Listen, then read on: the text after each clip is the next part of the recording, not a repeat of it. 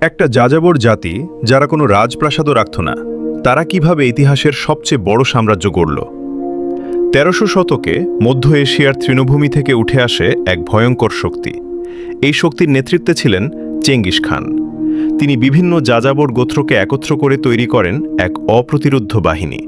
তাদের গতি, কৌশল, শৃঙ্খলা সবই ছিল সেই সময়ের যে কোনো সেনাবাহিনীর চেয়ে উন্নত।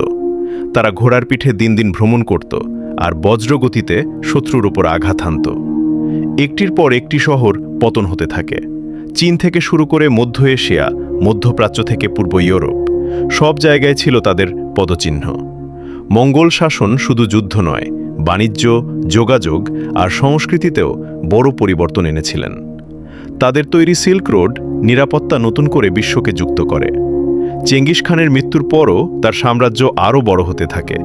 এটি হয়ে ওঠে ইতিহাসের সর্ববৃহৎ সংযুক্ত সাম্রাজ্য। মঙ্গল সাম্রাজ্যের উত্থান দেখিয়ে দেয় শক্তি শুধু অস্ত্রে নয়, কৌশল, একতা আর নেতৃত্বেও থাকে। ধন্যবাদ ভিডিওটি দেখার জন্য। যদি আপনার ভালো লেগে থাকে, লাইক এবং শেয়ার করতে ভুলবেন না। চ্যানেলটি সাবস্ক্রাইব করুন আর নতুন ভিডিও পেতে বেল আইকনে ক্লিক করুন। আমরা আবার দেখা করব নতুন ভিডিওতে। তখন পর্যন্ত ভালো থাকুন।